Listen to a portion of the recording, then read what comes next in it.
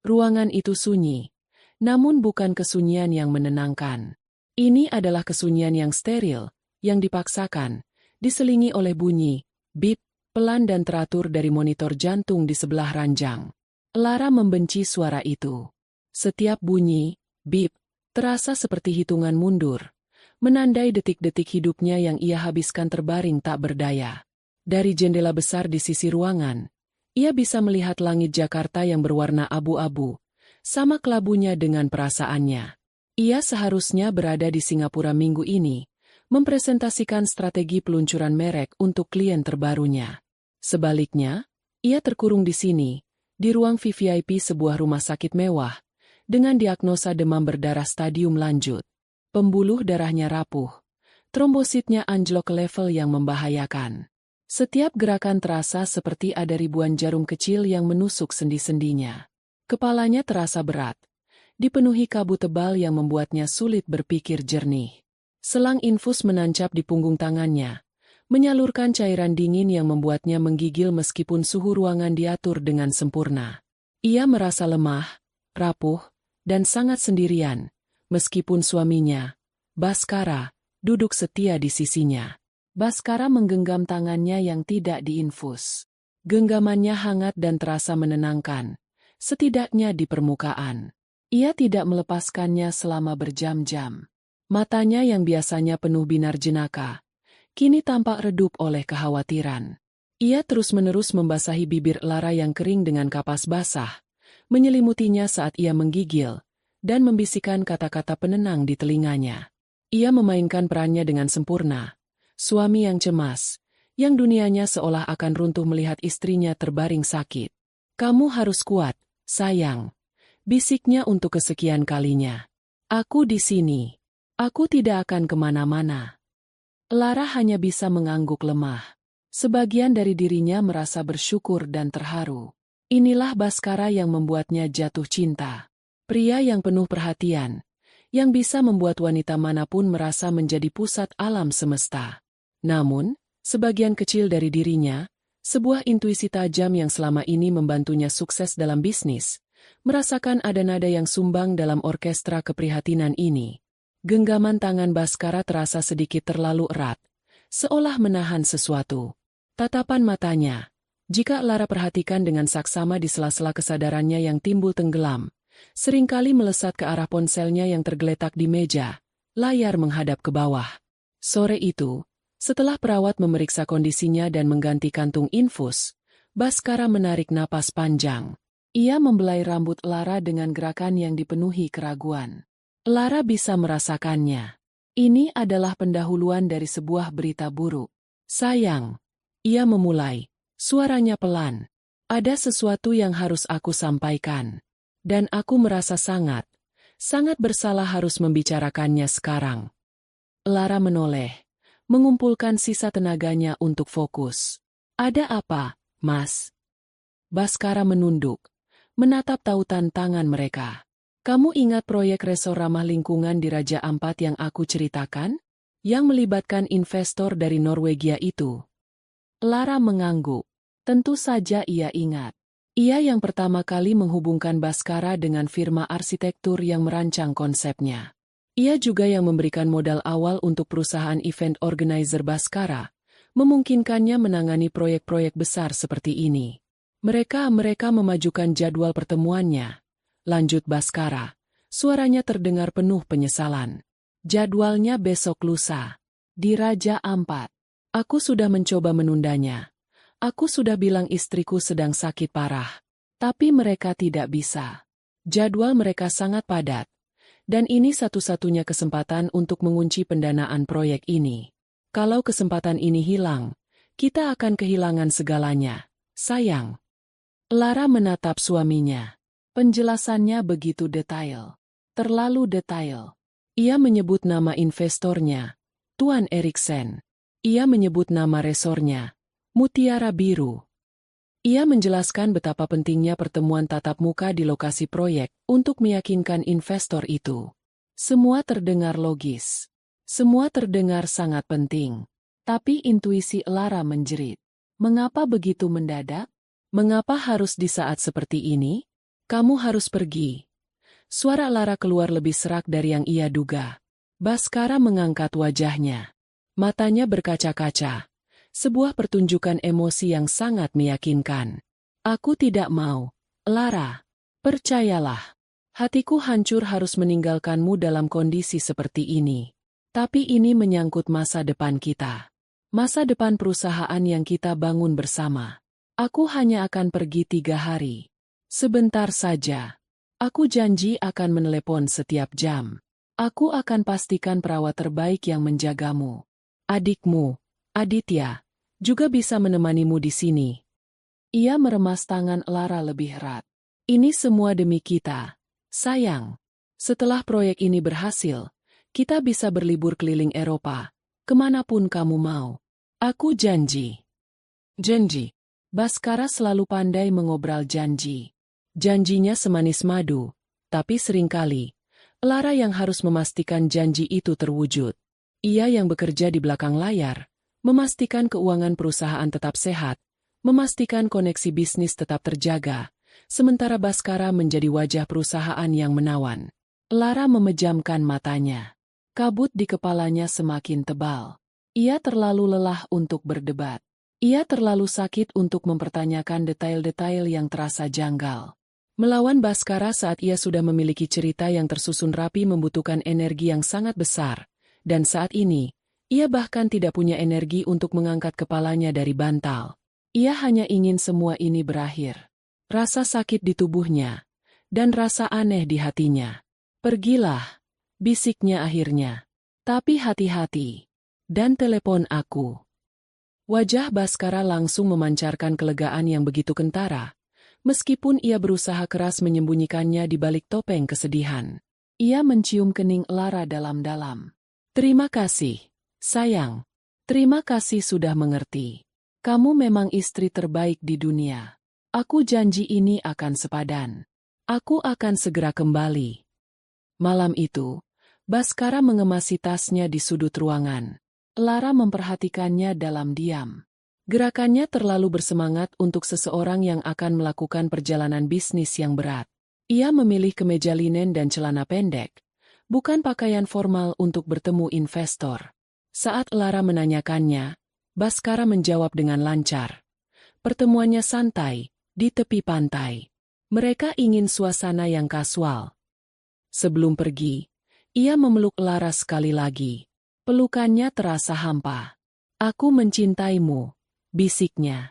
Aku juga, balas Lara, tapi kata-kata itu terasa seperti kebohongan di lidahnya sendiri.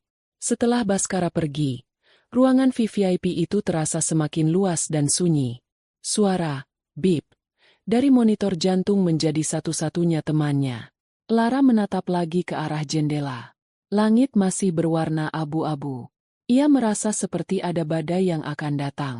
Badai yang jauh lebih mengerikan daripada demam berdarah yang menyerang tubuhnya. Benih kecurigaan itu, yang awalnya hanya sebuah firasat halus, kini telah ditanam dengan kuat di dalam hatinya, menunggu waktu untuk tumbuh dan menunjukkan wujudnya yang mengerikan. Dan Lara, dalam kelemahannya, hanya bisa menunggu. 2 hari pertama setelah kepergian Baskara adalah neraka yang sunyi. Kondisi Lara belum membaik. Trombositnya masih di level kritis, dan demamnya naik turun seperti gelombang pasang. Adiknya, Aditya, setia menemaninya, membacakan buku atau sekadar duduk diam di sisinya, memberikan kehadiran yang menenangkan. Namun, setiap kali Aditya keluar ruangan, kesepian kembali menerkam Lara. Ia merasa rentan, tidak hanya secara fisik, tapi juga emosional. Baskara, di sisi lain, menepati janjinya. Ia sangat rajin memberi kabar.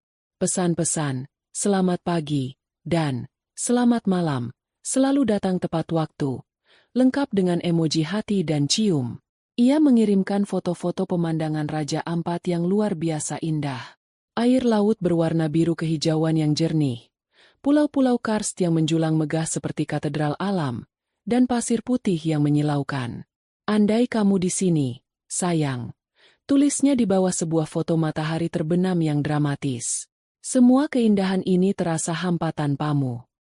Setiap hari, di jam yang sama, Ia akan melakukan panggilan video. Ia akan memutar kameranya, menunjukkan kepada Lara betapa indahnya tempat ia menginap. Sebuah villa di atas air, dengan balkon pribadi yang langsung menghadap ke lautan lepas. Lara akan tersenyum lemah di depan layar, berusaha terlihat baik-baik saja, sementara di dalam hatinya ada perasaan aneh yang terus menggerogoti. Kontras antara pemandangan surga dunia yang dilihatnya di layar ponsel dengan 4 dinding abu-abu kamarnya yang berbau obat, terasa begitu menyakitkan. Bagaimana pertemuannya? Tanya Lara suatu kali, mencoba mengalihkan pembicaraan dari pemandangan yang indah itu. Oh, berjalan lancar. Sangat lancar. Jawab Baskara dengan cepat. Tuan Eriksen sangat terkesan dengan konsep kita. Tapi dia orang yang sangat detail. Jadi kami harus membahasnya berulang-ulang. Melelahkan sekali. Tapi aku yakin ini akan berhasil. Lagi-lagi, penjelasannya terdengar seperti naskah yang sudah dihafal. Pada hari ketiga, kondisi Lara mulai menunjukkan sedikit perbaikan. Demamnya turun, dan ia bisa duduk bersandar di tempat tidur tanpa merasa pusing. Saat itulah, di sore hari yang cerah, panggilan video dari Baskara masuk. "Hai, sayang," sapa Baskara. Wajahnya tampak ceria dan segar, kulitnya sedikit lebih gelap karena terbakar matahari. "Lihat ini, aku sedang bersantai di balkon sebelum pertemuan terakhir nanti malam. Pemandangannya luar biasa hari ini." Ia membalik kameranya. Lara melihat pemandangan yang sama seperti kemarin. Laut yang tenang, langit biru tanpa awan, dan beberapa perahu nelayan di kejauhan. Baskara menggerakkan ponselnya ke kiri dan ke kanan dengan perlahan, seolah sedang membuat video sinematik. "Indah, kan?" katanya. "Aku tidak sabar membawamu ke sini nanti." Lara tersenyum tipis. "Indah sekali, Mas." Dan saat itulah terjadi. Sebuah kesalahan sepersekian detik. Sebuah kecerobohan kecil yang akan mengubah segalanya. Saat Baskara mengarahkan kameranya ke arah pintu kaca besar yang menghubungkan balkon dengan kamar villa, terjadi sebuah pantulan. Karena cahaya matahari di luar sangat terang sementara di dalam kamar lebih redup, pintu kaca itu berfungsi seperti cermin gelap. Di cermin gelap itulah, Lara melihatnya. Sebuah bayangan. Bayangan seorang wanita. Wanita itu berdiri di dalam kamar, membelakangi pintu, menghadap ke cermin rias. Ia mengenakan bikini two-piece berwarna merah menyala. Rambutnya yang panjang dan pirang tergerai. Ia sedang mengangkat ponselnya, bibirnya dimajukan dalam pose duck face, yang khas, jelas sedang mengambil foto selfie. Lara membeku. Otaknya bekerja cepat, mencoba memproses gambar yang baru saja ia lihat. Bikini merah itu. Rambut pirang itu, pose itu, ia mengenali semuanya. Ia pernah melihatnya di suatu tempat. Instagram. Ya, di unggahan Instagram seorang model dan selebgram yang beberapa kali bekerja untuk acara yang diorganisir perusahaan Baskara. Namanya Fania. Jantung Lara terasa berhenti berdetak. Bunyi, bip, dari monitor di sebelahnya yang tadinya hanya latar belakang, kini terdengar memekakan telinga. Dunia di sekelilingnya seolah berputar dalam gerakan lambat. Di layar ponselnya, Baskara sudah membalikan kamera ke wajahnya lagi, tersenyum tanpa menyadari apapun. "Nanti setelah pertemuan ini selesai, aku akan langsung cari tiket pulang paling awal, ya sayang. Aku sudah tidak tahan kangen sama kamu." Celotehnya. Suara Baskara terdengar jauh, seperti datang dari seberang lautan. Lara tidak bisa mendengarnya lagi. Yang bisa ia lihat hanyalah bayangan mengerikan dari bikini merah itu. Jadi ini, Tuan Eriksen. Ini, pertemuan investor, yang sangat penting. Ini alasan mengapa ia ditinggalkan sendirian saat sedang meregang nyawa. Napasnya menjadi sesak. Bukan karena penyakitnya. Ini adalah sesak yang berbeda. Sesak karena pengkhianatan yang begitu brutal, begitu kejam, yang dilakukan di saat ia berada di titik terlemah dalam hidupnya. "Sayang, Lara, kamu dengar aku?" Suara Baskara terdengar lagi, kali ini dengan nada sedikit cemas. Lara mengerjapkan matanya, memaksa dirinya kembali ke kenyataan. Ia harus mengakhiri panggilan ini. Sekarang juga. Ia tidak boleh menunjukkan bahwa ia tahu. Maaf, Mas," katanya. Suaranya bergetar hebat. Perawat datang. Mau cek tensi. Nanti aku telepon lagi." Tanpa menunggu jawaban Baskara, ia menekan tombol merah untuk mengakhiri panggilan. Ponsel itu terlepas dari genggamannya yang lemas, jatuh ke atas selimut. Ia menatap lurus ke depan, ke dinding abu-abu di hadapannya. Hening. Lalu, setetes air mata jatuh dari sudut matanya. Kemudian disusul oleh tetesan lainnya. Ia tidak terisak. Ia tidak meraung. Ia hanya menangis dalam diam. Air matanya mengalir deras seperti sungai yang bendungannya jebol. Setiap tetes air mata membawa serpihan hatinya yang hancur. Gambaran bikini merah itu terus berputar di kepalanya. Tumpang tindih dengan gambar infus di tangannya. Dengan wajah cemas adiknya. Dengan wajah penuh kepura-puraan Baskara. Rasa sakit fisik yang ia rasakan selama berhari-hari tidak ada apa-apanya dibandingkan dengan rasa sakit ini. Ini adalah rasa sakit yang menggerogoti jiwa. Ia merasa bodoh, naif, dan terhina. Ia merasa seperti lelucon terbesar di dunia. Sementara ia berjuang antara hidup dan mati, suaminya, pria yang ia percayai dengan seluruh hidupnya, sedang bercinta di surga tropis bersama wanita lain, menggunakan uangnya. Ia menangis sampai matanya bengkak dan tenggorokannya kering. Ia menangis sampai tidak ada lagi air mata yang tersisa. Dan di dasar kehancuran itu, saat ia merasa tidak ada lagi yang tersisa dari dirinya, sesuatu yang lain mulai muncul. Sebuah percikan kecil di tengah abu kesedihannya. Percikan itu dingin, gelap, dan tajam. Itu bukan lagi kesedihan. Itu adalah kemarahan. Kemarahan yang murni, yang membeku. Baskara telah melakukan kesalahan terbesar dalam hidupnya. Ia tidak hanya mengkhianati istrinya. Ia telah membangunkan seekor naga yang sedang tertidur. Dan naga ini tidak akan kembali tidur sebelum ia membakar seluruh kebohongan suaminya hingga menjadi debu. Malam itu, perawat yang berjaga menemukan perubahan signifikan pada kondisi Lara. Bukan pada data yang tertera di monitor jantung atau angka trombositnya, melainkan pada sorot matanya. Saat ia masuk untuk memberikan obat, ia tidak lagi menemukan tatapan sayu dan pasrah dari seorang pasien yang lemah. Ia disambut oleh sepasang mata yang tajam, fokus, dan memancarkan cahaya dingin yang membuat bulu kuduknya meremang. Wanita yang terbaring di ranjang itu mungkin masih lemah secara fisik, tapi jiwanya sedang ditempa oleh api amarah menjadi sekeras baja. Air mata Lara sudah kering. Yang tersisa hanyalah endapan garam yang perih di pipinya dan sebuah kejernihan pikiran yang menakutkan. Semua kabut di kepalanya seolah sirna, digantikan oleh fokus yang setajam pisau bedah. Ia memutar ulang gambaran pantulan di kaca itu berulang-ulang, bukan lagi dengan rasa sakit, tapi dengan ketelitian seorang analis yang sedang mempelajari kelemahan lawannya. Setiap detail, bikini merah, pose selfie, senyum puas yang samar-samar terlihat, menjadi bahan bakar bagi mesin pembalasan yang baru saja ia nyalakan di dalam benaknya. Ia meraih ponselnya dengan tangan yang kini terasa lebih mantap. Ia tidak membuka galeri untuk melihat foto-foto kenangan bersama Baskara. Ia tidak membuka media sosial untuk meluapkan amarahnya. Ia membuka kontak teleponnya. Ada dua orang yang ia butuhkan saat ini. Pion dan bentengnya. Panggilan pertama ia tujukan kepada Aditya, adiknya. Telepon berdering 2 kali sebelum diangkat. "Kak, ada apa? Kamu baik-baik saja? Aku baru saja mau ke sana."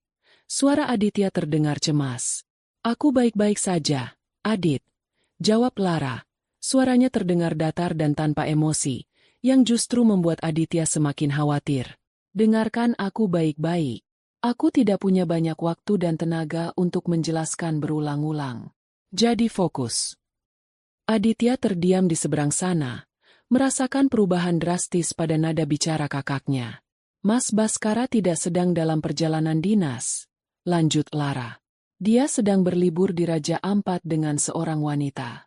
Namanya Fania. Seorang model. Aku melihatnya dengan mata kepalaku sendiri." Hening sejenak. Lalu, Lara bisa mendengar Aditya mengumpat dengan kasar. "Brengsek. Aku tahu bajingan itu tidak bisa dipercaya. Aku akan pesan tiket pertama ke Sorong besok pagi.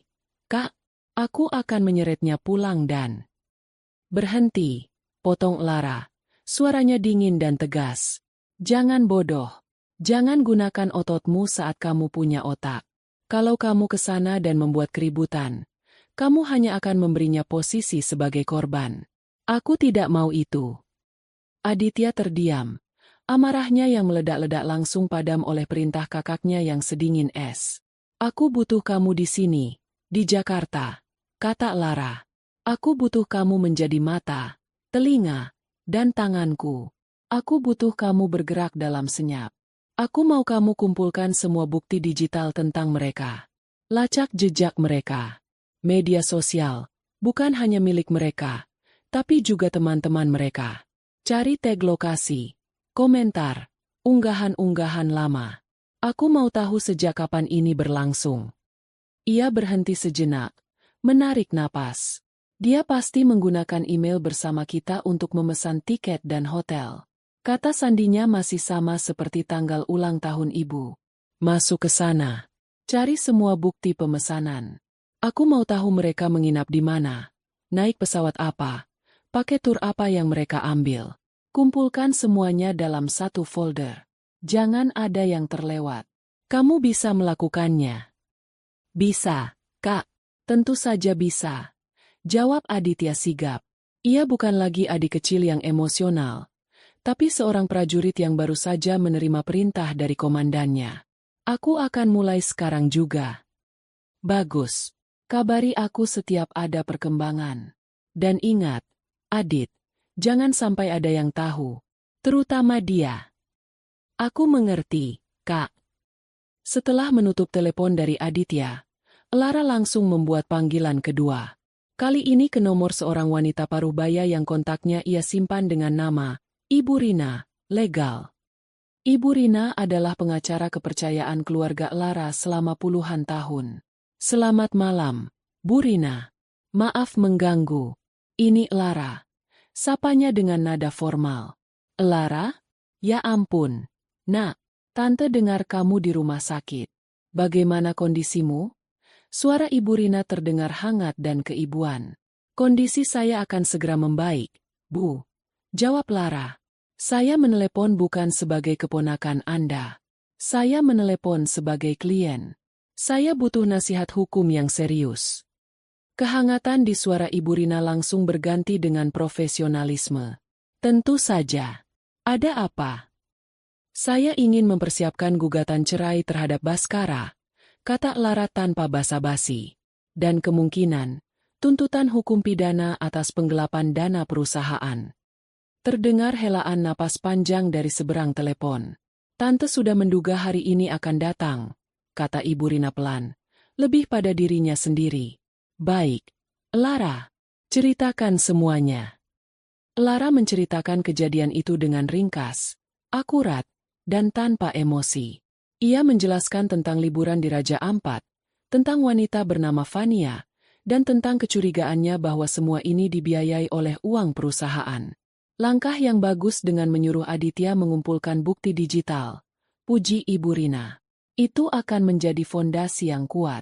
Sekarang, kita perlu memperkuatnya dari sisi keuangan dan hukum aset. Pertama, apakah kalian punya perjanjian pranikah? Tidak ada, Bu. Dulu saya terlalu percaya padanya. Tidak apa-apa. Itu bukan akhir dunia, kata Ibu Rina menenangkan. Perusahaan event organizer itu, modal awalnya 100% dari kamu, kan? Dari dana warisan ayahmu. Betul, Bu. Semua bukti transfernya masih saya simpan. Sangat bagus. Itu artinya kita bisa berargumen bahwa perusahaan itu adalah harta bawaanmu, bukan harta Gonogini. Kita harus segera mengamankan semua dokumen kepemilikan.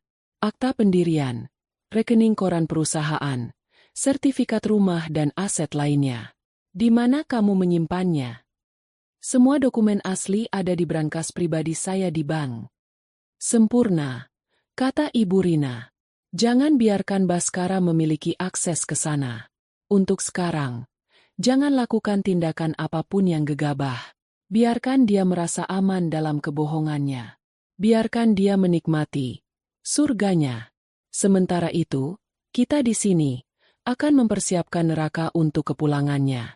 Saya akan mulai menyusun draft gugatannya besok pagi. Setelah panggilan berakhir, Lara meletakkan ponselnya. Ia menatap langit-langit kamarnya yang putih. Untuk pertama kalinya dalam beberapa hari, ia tidak merasa seperti seorang pasien. Ia merasa seperti seorang jenderal yang sedang memetakan medan pertempuran di dalam tenda komandonya. Ranjang rumah sakit ini bukan lagi tempat ia meratapi nasib, tapi pusat kendali operasinya.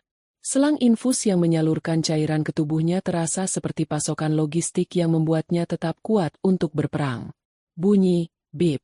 Dari monitor jantung kini terdengar seperti detak metronom yang mengatur ritme rencananya yang sempurna.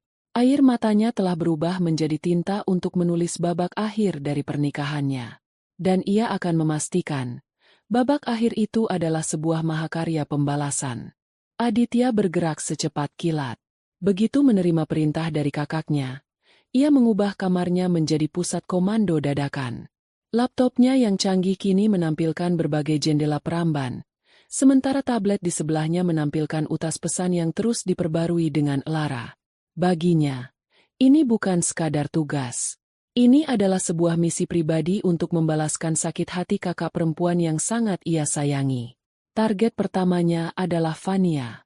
Akun Instagram wanita itu memang diatur privat, tapi itu bukan halangan. Aditya adalah seorang digital native sejati. Ia tahu bahwa di dunia maya, tidak ada dinding yang benar-benar rapat. Ia mulai dengan melacak daftar teman-teman Fania yang akunnya terbuka untuk publik. Ia menghabiskan waktu berjam-jam menelusuri ratusan foto dan video, mencari wajah Fania atau Baskara. Dan ia menemukannya. Sebuah foto yang diunggah oleh salah satu teman Fania, seorang desainer, 2 bulan yang lalu. Foto itu diambil di sebuah restoran mewah di Bali. Di sana, di latar belakang, duduk Baskara dan Fania di satu meja, tertawa sambil bersulang dengan gelas anggur. Tanggal unggahan foto itu sama persis dengan tanggal saat Baskara menelepon Lara dengan panik, mengatakan bahwa pertemuan dengan klien di Bali diperpanjang 3 hari. Kebohongan pertama terungkap. Ini bukan pertama kalinya. Penemuan itu memicu Aditya untuk menggali lebih dalam. Ia kembali fokus pada Fania. Ia memperhatikan gaya hidup wanita itu yang dipamerkan di media sosial. Tas-tas bermerek, jam tangan mewah, liburan-liburan singkat ke pulau-pulau pribadi. Semua itu tidak sesuai dengan profilnya sebagai seorang model yang karirnya belum begitu cemerlang. Aditya mengirimkan beberapa foto unggahan Fania kepada Lara. "Kak, jam tangan ini, sepertinya aku pernah lihat di katalog yang Mas Baskara tunjukkan padamu," tulis Aditya. Pesan balasan dari Lara datang beberapa menit kemudian, singkat dan dingin. "Ya, dia membelinya pakai kartu kreditku 3 bulan lalu." Laporannya tertulis sebagai hadiah korporat untuk klien penting. Potongan-potongan puzzle mulai menyatu, membentuk sebuah gambar pengkhianatan yang jauh lebih besar dan sistematis dari yang Lara bayangkan. Langkah selanjutnya adalah membobol sarang mereka. Aditya memasukkan kata sandi ke dalam akun email bersama itu. Berhasil. Email itu seperti kotak Pandora yang terbuka. Isinya adalah bukti-bukti yang tak terbantahkan. Ada email konfirmasi pemesanan dari sebuah resor paling mewah dan terpencil di Raja Ampat. Paket yang dipesan bukan paket biasa, melainkan romantik getawai Pakage, yang mencakup villa pribadi di atas air, makan malam diterangi cahaya lilin di pantai, dan sesi spa untuk pasangan. Nama yang tertera di pemesanan adalah Bapak dan Ibu Baskara. Amarah mendidih di dalam diri Aditya. Ia mengambil tangkapan layar dari semua bukti itu dan langsung mengirimkannya ke Lara. Di rumah sakit, Lara menatap layar ponselnya. Tangannya terkepal erat hingga buku-buku jarinya memutih. Ibu Baskara. Wanita itu berani menggunakan namanya. Penghinaan ini tidak akan ia lupakan. Tidak berhenti di situ. Aditya terus menggulir. Ia menemukan puluhan email konfirmasi dari berbagai situs belanja daring. Barang-barang yang dibeli sangat pribadi. gaun-gaun mahal, sepatu hak tinggi, bahkan beberapa set lingerie sutra. Yang membuatnya curiga adalah alamat pengirimannya. Bukan alamat rumah mereka, melainkan alamat sebuah apartemen servis premium di pusat bisnis Jakarta. Aditya langsung melakukan pencarian berdasarkan alamat itu. Ia menemukan bahwa apartemen itu disewa atas nama Baskara. Ini adalah sarang rahasia mereka. Tempat mereka bertemu selama ini, tepat di bawah hidung Lara. Sementara Aditya sibuk membongkar kebusukan mereka di dunia maya, Lara memulai operasinya di dunia nyata. Berbekal nasihat dari Ibu Rina, ia menghubungi Pak Tirta, kepala bagian keuangan di perusahaan Baskara.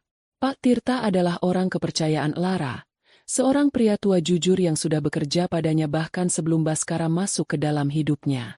Selamat siang, Pak Tirta. Maaf mengganggu. Saya butuh bantuan rahasia dari Bapak, kata Lara melalui telepon. Suaranya sengaja dibuat terdengar lemah. Siang, Bu Lara. Apapun untuk Ibu. Bagaimana kondisi Ibu? Masih dalam pemulihan, Pak. Begini, ada tawaran merger yang sangat potensial masuk. Tapi sebelum lanjut, investor meminta due diligence yang ketat. Saya butuh Bapak menarik semua data laporan pengeluaran direksi, terutama yang menggunakan kartu kredit perusahaan atas nama Pak Baskara, selama setahun terakhir. Saya butuh rinciannya, tanpa ada yang tahu. Ini sangat rahasia. Alasan itu terdengar profesional dan tidak mencurigakan. Pak Tirta, yang sebenarnya sudah lama menaruh curiga pada gaya hidup Baskara yang tidak sesuai dengan gaji direkturnya, langsung menyanggupi.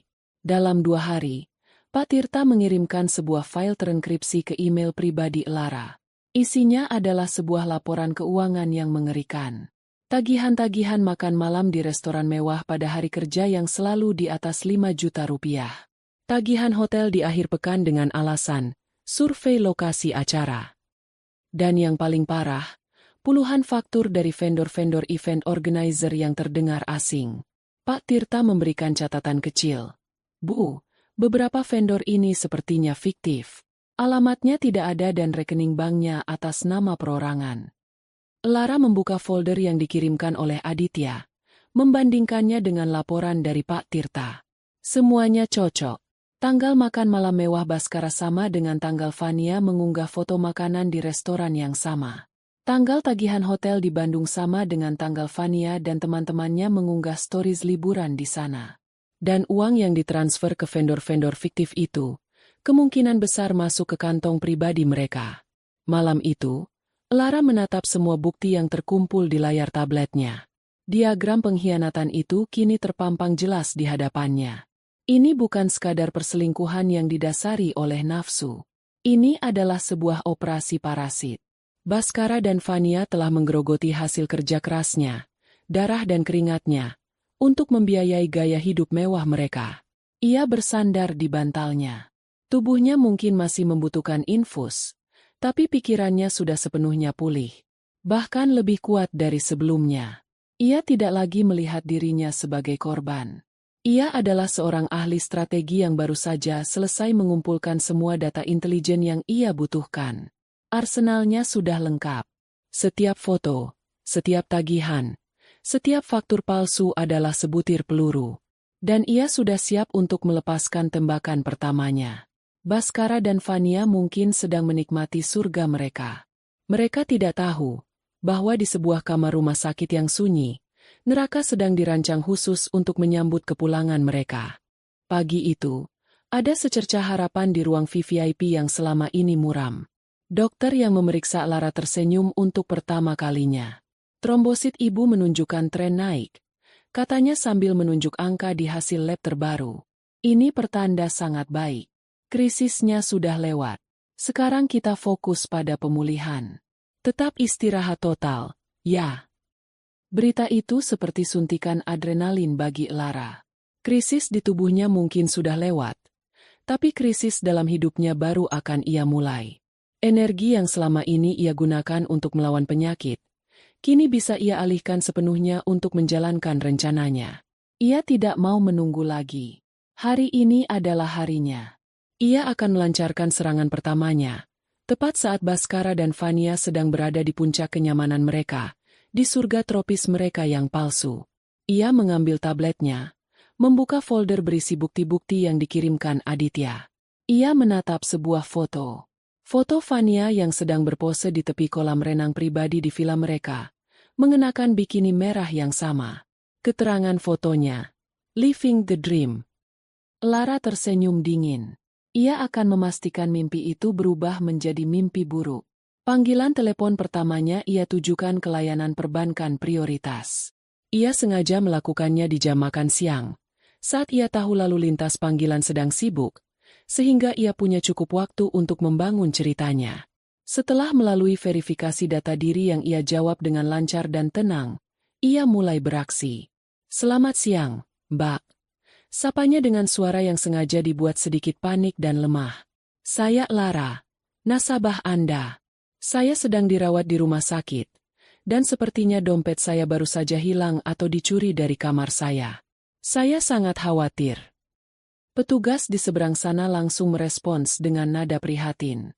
"Baik, Ibu Lara, kami turut prihatin. Apa saja yang ada di dalam dompet Ibu?" "Kartu kredit utama saya, yang platinum itu. Beberapa kartu debit juga," jawab Lara. "Dan yang paling membuat saya cemas, saya punya beberapa kartu kredit tambahan yang dipegang oleh suami saya, Bapak Baskara. Beliau sedang ada perjalanan bisnis di luar kota. Saya takut sekali jika informasi dari kartu saya yang hilang ini disalahgunakan untuk mengakses kartu-kartu tambahan tersebut. Saya tidak mau ambil risiko." Ia berhenti sejenak, membiarkan petugas ban mencerna kekhawatirannya yang terdengar sangat logis. "Untuk langkah pengamanan," lanjut Lara, "saya minta tolong untuk segera memblokir semua kartu yang terhubung dengan rekening saya. Saya ulangi, semuanya. Kartu utama saya, dan semua kartu tambahan atas nama suami saya. Saya tidak peduli jika itu merepotkan. Keamanan nomor 1. Tolong blokir secara permanen sekarang juga." "Baik, Ibu. Saya mengerti. Akan kami proses segera," kata petugas itu.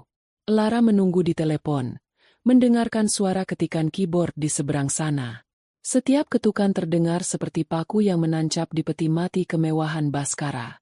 Beberapa menit kemudian, petugas itu kembali. "Baik, Ibu Lara. Sudah kami konfirmasi. Semua kartu kredit atas nama Ibu Lara dan kartu tambahan atas nama Bapak Baskara telah berhasil kami blokir secara permanen. Kartu pengganti akan kami proses dan kirimkan ke alamat Ibu dalam 7 hari kerja." "Terima kasih banyak, Mbak." "Terima kasih," kata Lara dengan suara penuh kelegaan palsu. Ia menutup telepon. Serangan pertama berhasil. Jalur suplai dana utama telah diputus. Ia merasakan secercah kepuasan yang dingin. Ia membayangkan Baskara dan Fania, mungkin saat ini sedang bersiap untuk makan siang mewah atau memesan paket tur menyelam yang mahal. Mereka tidak tahu bahwa kartu plastik di dompet mereka kini tidak lebih berharga dari sepotong sampah. Tapi Lara belum selesai. Ia tahu Baskara cukup licik untuk mencari jalan lain. Ia bisa saja menggunakan dana darurat dari rekening operasional perusahaan. Lara tidak akan membiarkan itu terjadi. Panggilan keduanya ia tujukan kepada Pak Tirta. Kali ini, nada suaranya berubah. Tidak ada lagi kepanikan palsu. Yang ada adalah nada tegas seorang pemimpin yang mengambil keputusan sulit.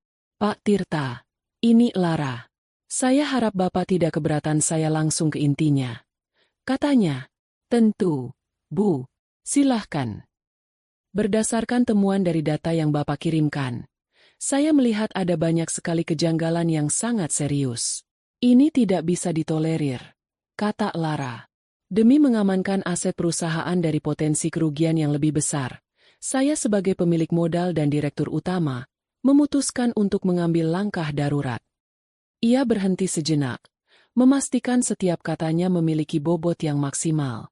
"Terhitung sejak detik ini, saya mencabut seluruh wewenang dan kuasa Bapak Baskara untuk melakukan segala bentuk transaksi keuangan atas nama perusahaan. Ini termasuk akses perbankan daring, penggunaan dana tunai operasional, dan fasilitas perusahaan lainnya. Tolong segera proses pembekuan aksesnya dengan pihak bank. Saya akan kirimkan surat kuasa resminya melalui email. Pak Tirta di seberang sana terdiam sejenak, terkejut oleh ketegasan dan kecepatan keputusan itu. Baik, Bu. Akan saya laksanakan segera. Terima kasih, Pak. Saya percaya pada Bapak, kata Lara, lalu menutup telepon. Kini, semua jalur telah ditutup. Baskara benar-benar terisolasi secara finansial. Lara bersandar di bantalnya. Perangkapnya telah terpasang sempurna. Ia tahu karakter suaminya. Baskara tidak akan langsung panik. Ia akan merasa kesal, mengira ini hanya kesalahan teknis. Ia akan mencoba lagi, di tempat lain. Lalu, saat semua kartunya ditolak, kekesalan itu akan berubah menjadi kebingungan, kemudian kepanikan. Dan benar saja, 3 jam kemudian, ponsel Lara bergetar. Nama, suamiku, terpampang di layar. Lara membiarkannya berdering beberapa saat sebelum mengangkatnya, mempersiapkan dirinya untuk memainkan peran sebagai istri yang sakit dan tidak tahu apa-apa. Halo, Mas? Sapanya dengan suara lemah. Sayang, akhirnya diangkat juga. Ini ada masalah gila. Suara Baskara terdengar panik dan sangat kesal. Kartu kreditku ditolak semua. Dari tadi aku coba di restoran, terus di tempat penyewaan alat selam. Semuanya ditolak. Ini memalukan sekali. Ada apa sih dengan bank kita? Lara diam sejenak, lalu menjawab dengan nada bingung. Hah? Ditolak? Masa sih? Aku nggak tahu apa-apa. Mas, dari tadi aku tidur saja. Coba kamu telepon call centernya sekarang juga. Tanyakan ada apa. Aku nggak bisa hubungi dari sini. Sinyalnya jelek untuk telepon biasa. Desak Baskara. Sekarang, Mas? Lara sengaja membuat suaranya terdengar semakin lemah. Aku nggak kuat. Mas, kepalaku pusing sekali. Perawat baru saja kasih aku obat penurun panas dosis tinggi. Rasanya ngantuk sekali.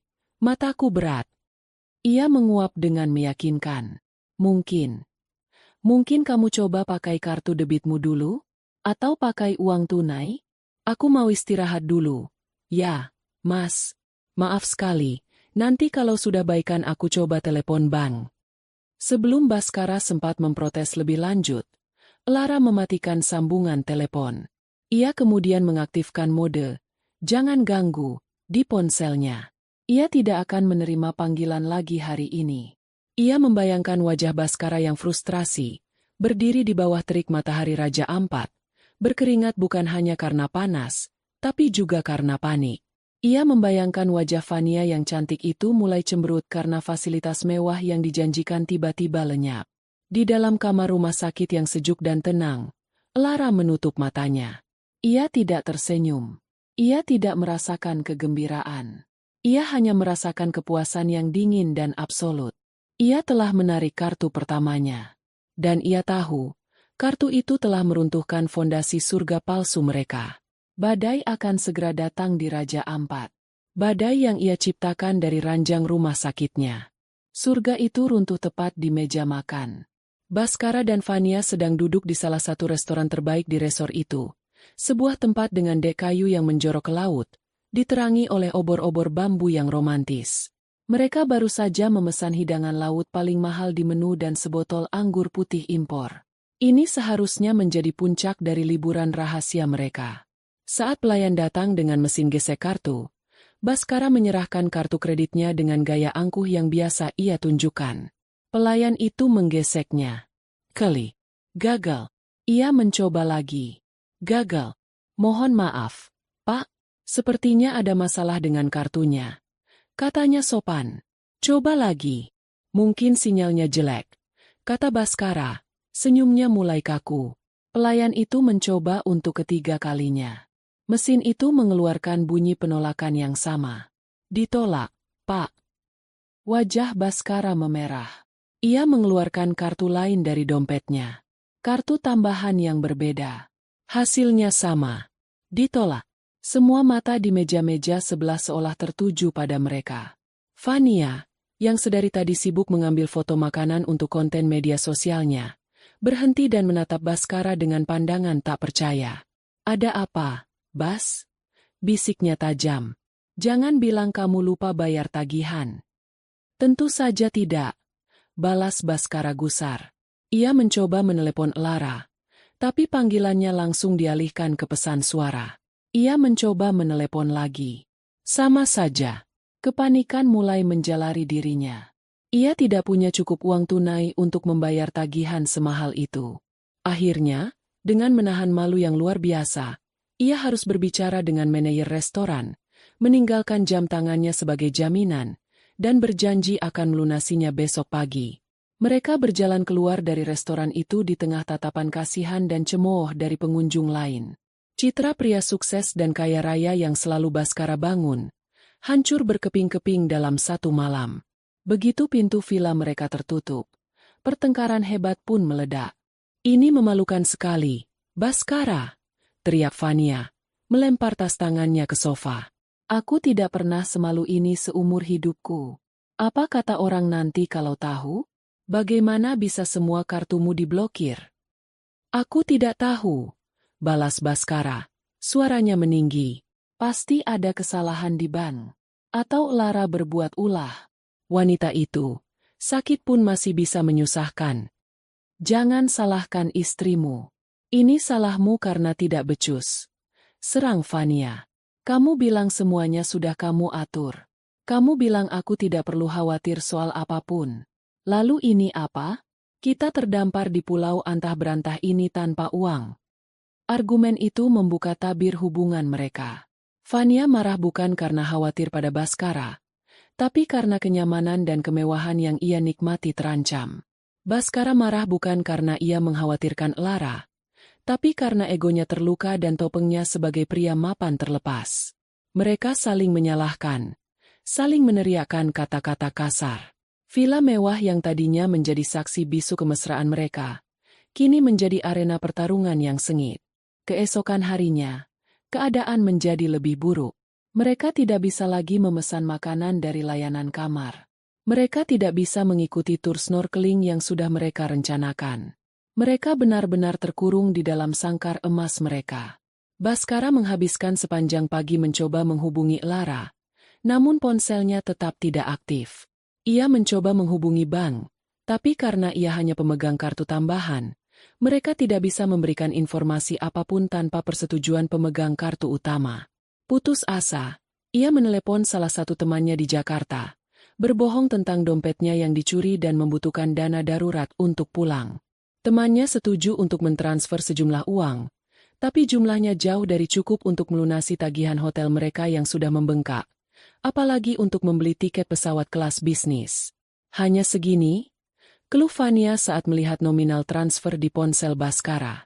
"Ini bahkan tidak cukup untuk membayar satu malam di villa ini." "Lalu aku harus bagaimana lagi?" bentak Baskara.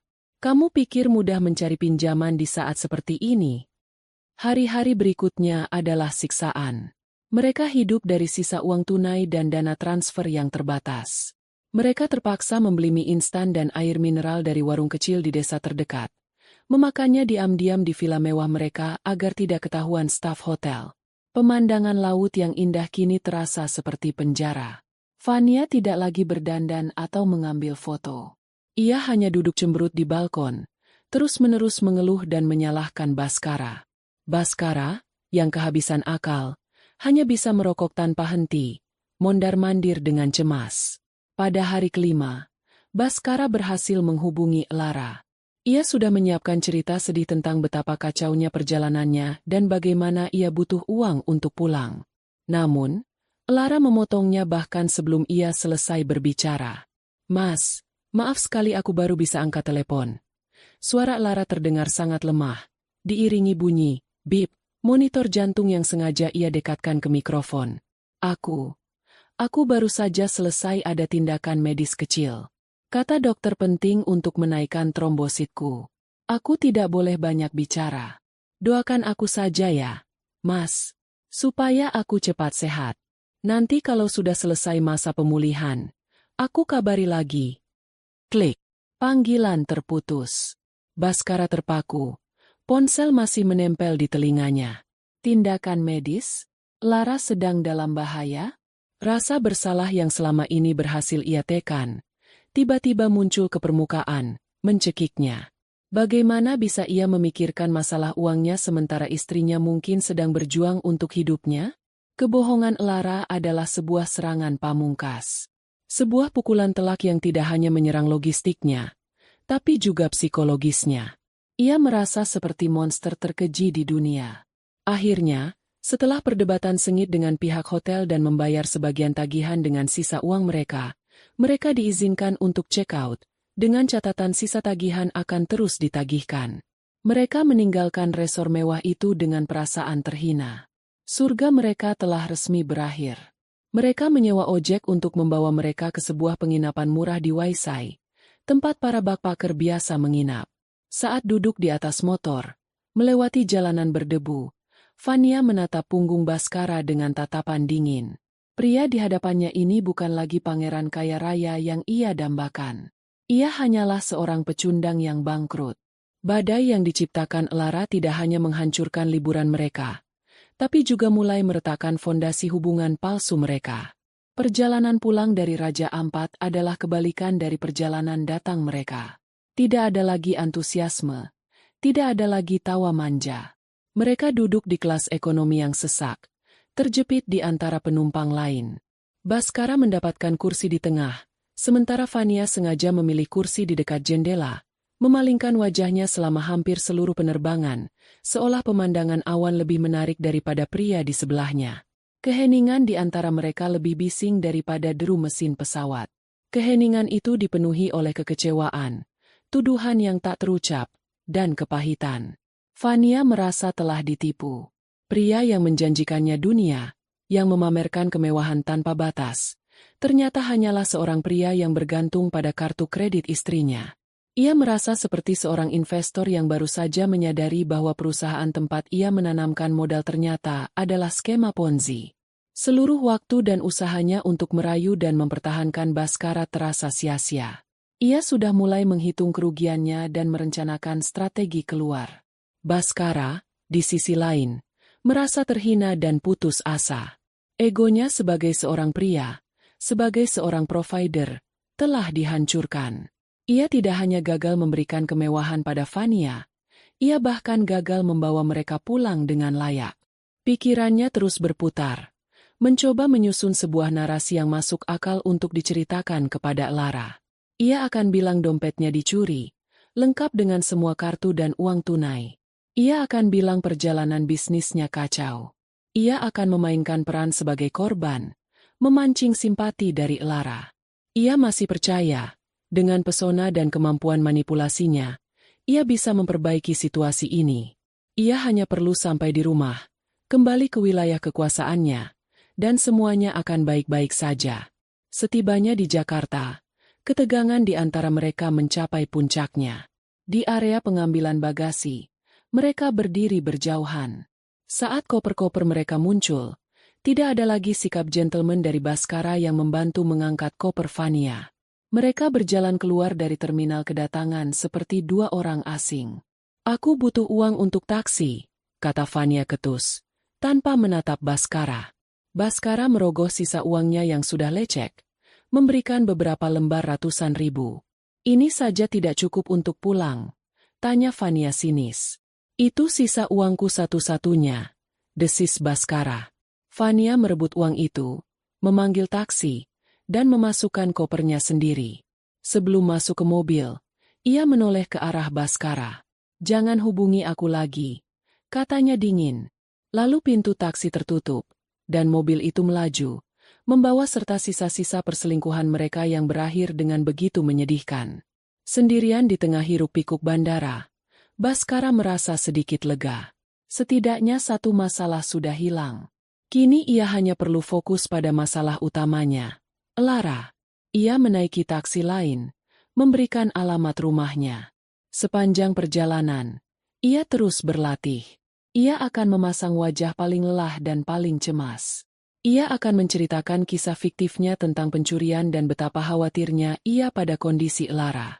Ia akan memeluk Lara, memohon maaf karena tidak bisa segera pulang. Ya, Itu adalah rencana yang bagus. Lara, dengan hatinya yang lembut, pasti akan luluh. Saat taksi memasuki kompleks perumahan mereka yang mewah dan asri, Baskara merasakan kepercayaan dirinya kembali. Ini adalah dunianya.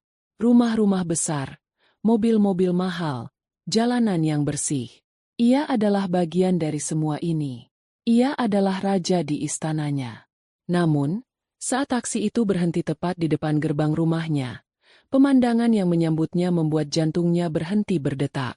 Di sana, di luar gerbang, tergeletak 2 buah kopernya. Koper-koper mahal yang sama yang ia tinggalkan di rumah sebelum berangkat. Koper itu diletakkan dengan rapi di samping sebuah pot tanaman palem besar. Seolah-olah itu adalah barang antaran yang salah alamat. Rasa dingin yang aneh mulai merayapi punggungnya. Ia membayar ongkos taksi dengan terburu-buru, turun dari mobil, dan mendekati gerbang. Ia mengeluarkan kuncinya dari saku. Saat ia mencoba memasukkannya ke lubang kunci, kunci itu tidak bisa masuk. Ia menunduk dan melihat sesuatu yang membuat darahnya seolah membeku. Sebuah gembok baru yang besar dan berkilauan terpasang di sana. Gembok yang belum pernah ia lihat seumur hidupnya. Ia terkunci di luar rumahnya sendiri. "Lara!" teriaknya. Tangannya menggedor-gedor gerbang besi yang kokoh itu. "Lara, buka pintunya. Aku pulang." Tidak ada jawaban. Rumah besar itu tampak sunyi dan gelap. Meskipun matahari sore masih bersinar terang, lampu-lampu taman yang biasanya otomatis menyala, kini padam. "Lara, ini tidak lucu!" teriaknya lagi. Kepanikan mulai menjalari suaranya. Ia mencoba menelepon Lara. Panggilannya langsung masuk ke pesan suara. Ia diblokir. Amarahnya meledak. Ia menendang gerbang itu dengan frustrasi. Saat itulah matanya menangkap sesuatu yang menempel di pilar pintu utama di balik gerbang. Sebuah amplop coklat berukuran A4. Namanya, Baskara Prawira. Tertulis di atasnya dengan huruf kapital yang dicetak rapi dan dingin. Dengan tangan gemetar, ia meraih amplop itu dari sela-sela jeruji gerbang. Ia merobeknya dengan tidak sabar.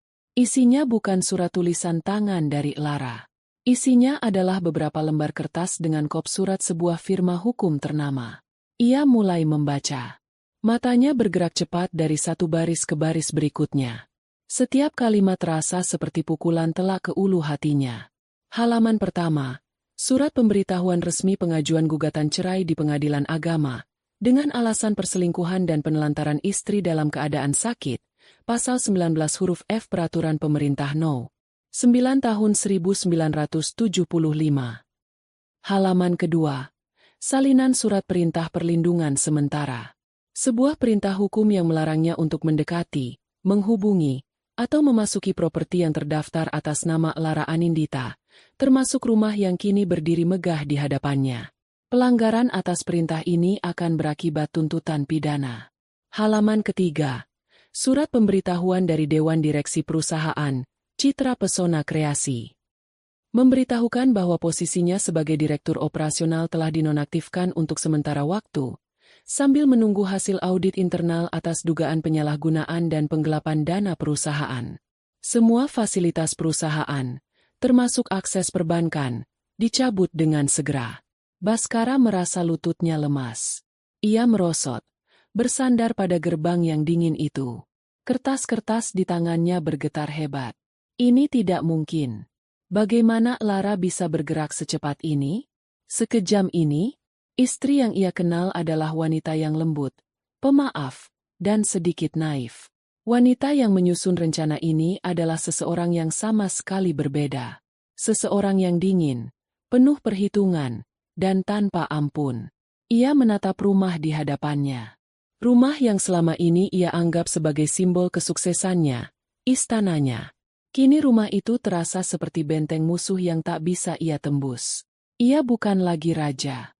Ia hanyalah seorang penyusup yang diusir. Ia tidak punya rumah, tidak punya pekerjaan, dan akan segera menghadapi pertempuran hukum yang ia tahu tidak akan bisa ia menangkan. Kepulangannya yang seharusnya menjadi momen untuk kembali memegang kendali, justru menjadi momen di mana ia menyadari bahwa ia telah kehilangan segalanya. Permainan telah berakhir. dan ia bahkan tidak sadar kapan ia mulai kalah. Seminggu setelah hari yang menghancurkan itu adalah minggu terpanjang dalam hidup Baskara.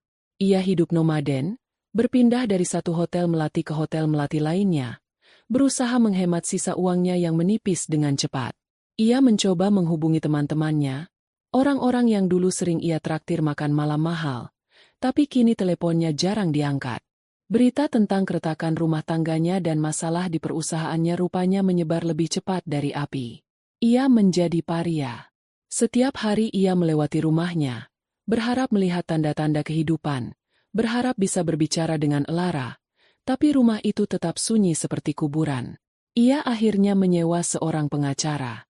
Seorang kenalan lama yang lebih banyak menangani kasus-kasus kecil.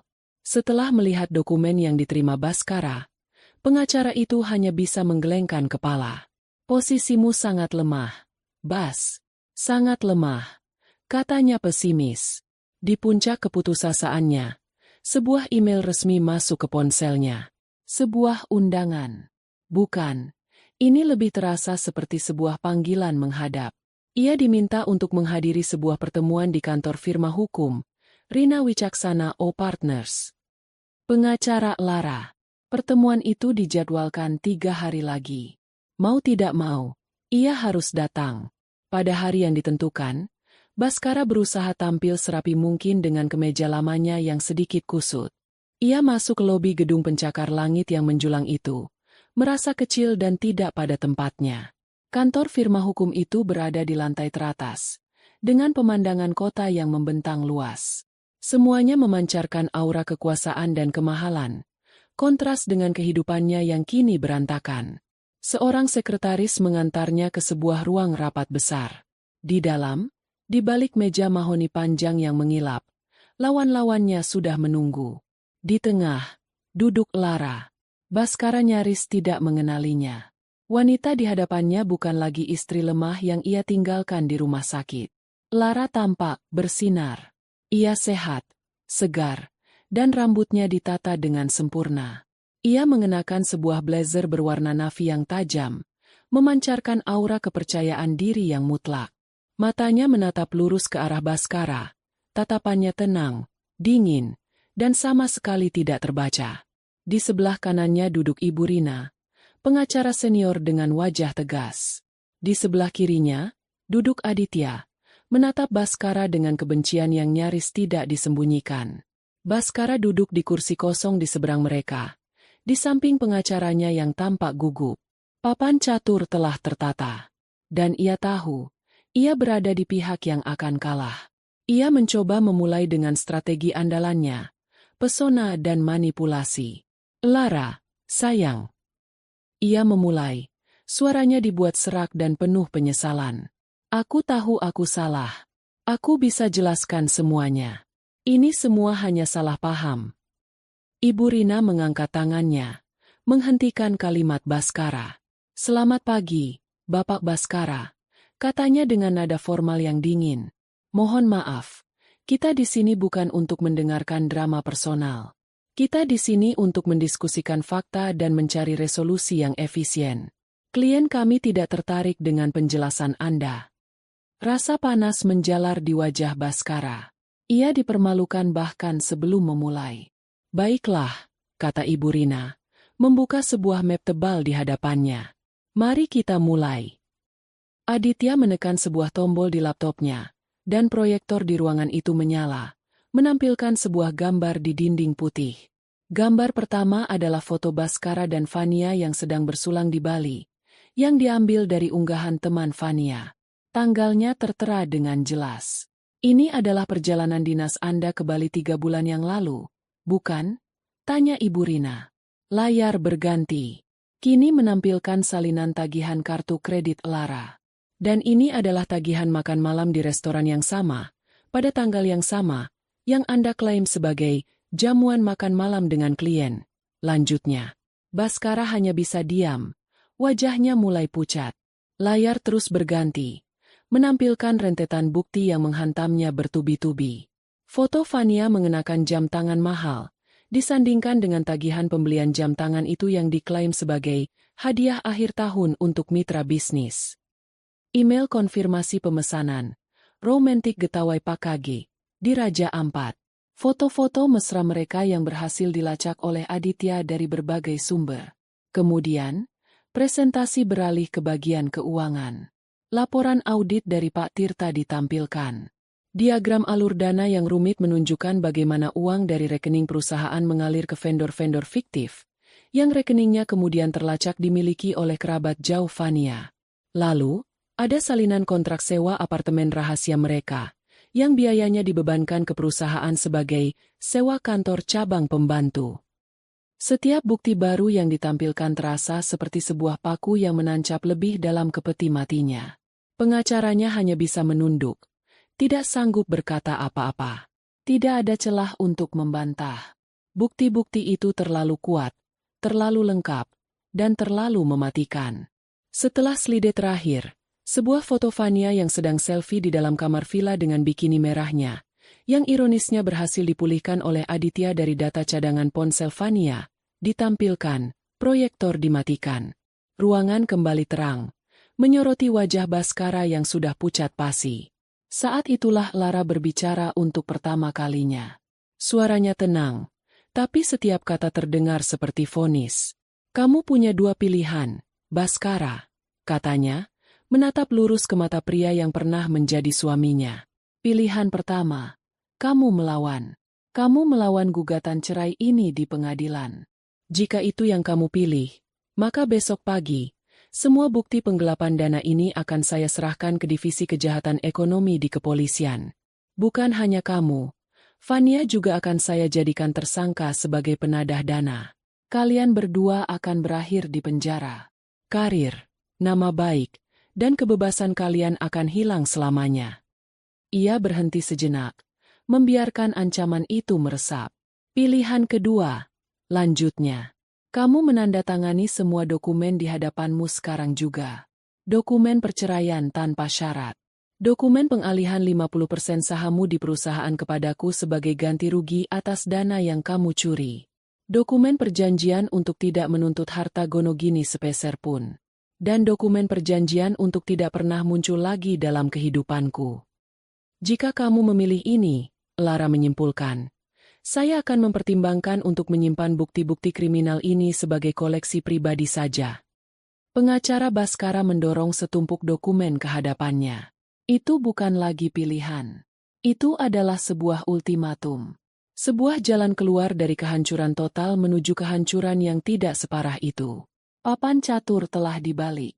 Bidak yang malang, yang mengira dirinya adalah raja, kini tidak punya langkah lain selain menyerah pada sang ratu. Dengan tangan gemetar, Baskara mengambil pena. Ia kalah.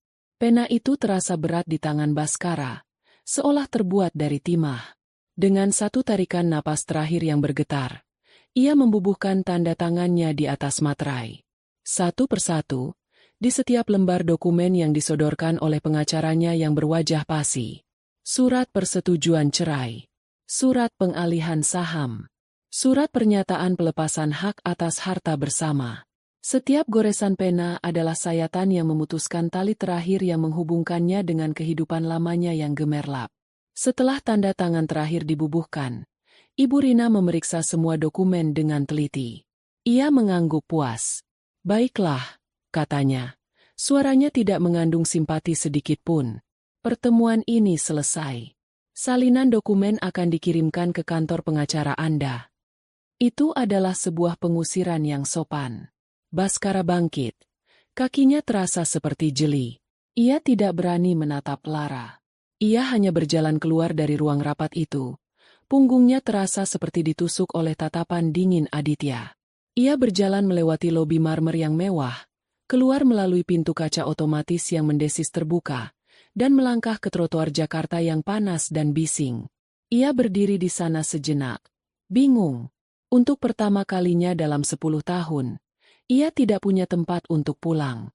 Ia adalah seorang pria tanpa rumah, tanpa pekerjaan, tanpa istri, dan tanpa masa depan. Reruntuhan dari kesombongannya sendiri. Hari-hari berikutnya adalah sebuah penurunan yang curam dan brutal ke dasar jurang. Sisa uang dari pinjaman temannya menipis dengan cepat hanya untuk membayar kamar hotel murah yang pengap dan berbau asap rokok. Ia mencoba menghubungi Fania, bukan karena cinta, tapi karena putus asa. Mungkin Fania masih punya sedikit uang, atau setidaknya bisa memberinya tempat menumpang. Panggilannya tidak diangkat. Pesannya hanya dibaca. Ia akhirnya menemukan Fania melalui unggahan media sosial temannya. Ia mendatangi kafe mewah tempat foto itu diambil.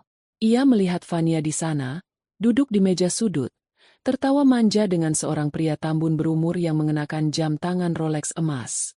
Baskara mendekati meja mereka dengan ragu. "Fania," panggilnya pelan. Fania menoleh. Senyum di wajahnya langsung lenyap, digantikan oleh ekspresi jijik. "Mau apa kamu di sini?" desisnya. Aku butuh bantuan," kata Baskara, menelan harga dirinya. Fania tertawa sinis. "Bantuan? Pria bangkrut sepertimu mau minta bantuan padaku? Dengar ya, Bas, hubungan kita sudah selesai. Salahmu sendiri memilih istri yang salah untuk dikhianati. Sekarang pergi, sebelum kamu membuatku malu." Pria tambun di sebelahnya menatap Baskara dengan pandangan merendahkan. Baskara merasa seluruh darah di tubuhnya surut ke kaki. Ia berbalik dan berjalan keluar dari kafe itu, diiringi oleh tawa kecil dari meja Fania. Itulah akhir dari cinta mereka. Ia mencoba mencari pekerjaan, tapi reputasinya telah mendahuluinya. Di dunia bisnis event organizer yang kecil dan saling terhubung, berita tentang bagaimana ia digulingkan dari perusahaannya sendiri karena skandal selingkuh dan penggelapan dana telah menjadi rahasia umum. Tidak ada yang mau menyentuhnya. Ia ditolak di mana-mana. Akhirnya, ia terpaksa menjual beberapa barang pribadi yang tersisa, pindah dari hotel ke sebuah kamar kos sempit di gang becek di pinggiran kota. Kamarnya hanya cukup untuk satu kasur dan satu lemari kecil.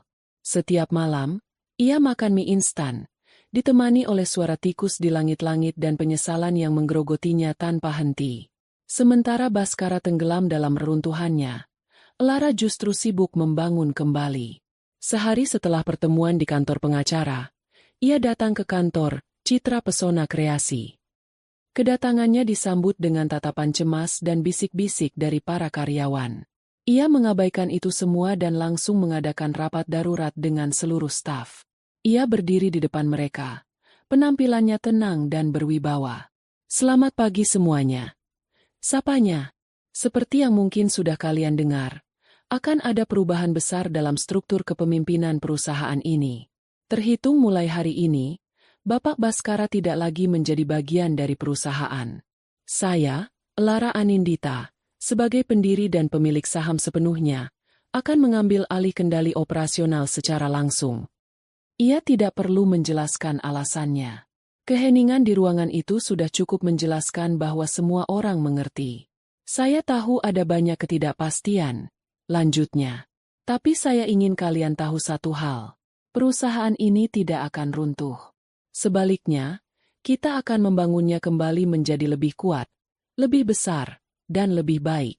Kita akan membangunnya di atas fondasi yang baru, fondasi integritas, transparansi, dan kerja keras yang tulus." Ia kemudian memaparkan rencananya. Ia mengumumkan promosi Pak Tirta menjadi Direktur Keuangan yang baru, sebuah keputusan yang disambut dengan tepuk tangan lega dari para karyawan senior yang menghormati Pak Tirta. Ia mengumumkan akan mengganti nama perusahaan, untuk menandai era yang baru. Citra Pesona Kreasi, nama yang dipilih Baskara, akan segera pensiun. Hari-hari berikutnya, Lara bekerja tanpa lelah. Ia seperti seorang ahli restorasi yang memperbaiki sebuah bangunan bersejarah yang rusak dari dalam. Ia merombak sistem keuangan, membenahi alur kerja, dan bertemu dengan setiap klien satu persatu untuk meyakinkan mereka bahwa perusahaan berada di tangan yang aman. Ia juga mulai membersihkan jejak Baskara dari kehidupan pribadinya. Ia menyumbangkan semua pakaian dan barang-barang pribadi Baskara yang tersisa di rumah. Ia menyewa jasa desainer interior untuk mengubah ruang kerja Baskara menjadi sebuah studio seni yang terang, tempat ia bisa melukis lagi. Rumah yang tadinya terasa dingin dan penuh kenangan buruk, perlahan kembali menjadi sebuah rumah yang hangat, yang mencerminkan kepribadiannya sendiri. Kontras antara kehidupan mereka begitu tajam. Suatu malam, saat Baskara sedang duduk di pinggir ranjangnya yang reot, menatap dinding kamarnya yang berjamur, Lara sedang berada di sebuah acara jamuan makan malam penting. Ia baru saja berhasil memenangkan tender untuk menyelenggarakan sebuah konferensi internasional, proyek terbesar dalam sejarah perusahaannya. Ia tampak anggun dalam balutan gaun malam, bersulang dengan para klien penting, senyumnya tulus dan penuh percaya diri. Di waktu yang lain, saat Baskara sedang mengantre untuk membeli nasi warteg dengan sisa uang terakhirnya, sebuah majalah bisnis terkemuka baru saja merilis artikel utama mereka. Di sampulnya, terpampang foto Lara dengan judul besar, Sang Ratu Mengambil Kembali Tahtanya, kisah inspiratif Lara Anindita dalam revolusi bisnisnya. Artikel itu memujinya sebagai ikon kepemimpinan wanita yang tangguh dan visioner. Reruntuhan itu kini memiliki pemilik yang jelas. Baskara terkubur di bawah puing-puing kesombongan, kebohongan, dan pengkhianatannya. Sementara Lara, ia berdiri tegak di atas puing-puing pernikahannya yang hancur, tidak untuk meratapinya, tapi untuk menjadikannya fondasi dalam membangun sebuah kerajaan baru yang jauh lebih megah. Kerajaan yang ia bangun sendiri, untuk dirinya sendiri. 1 tahun berlalu.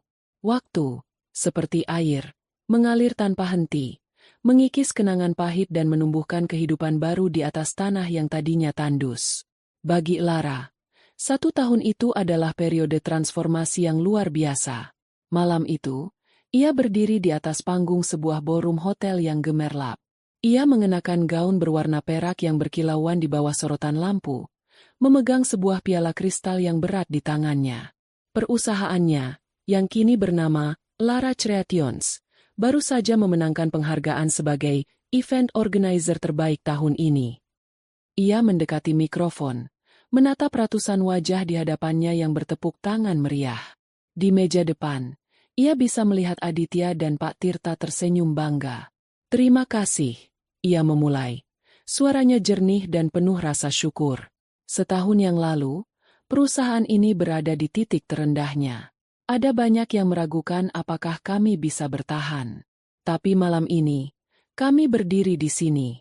Ini bukan kemenangan saya.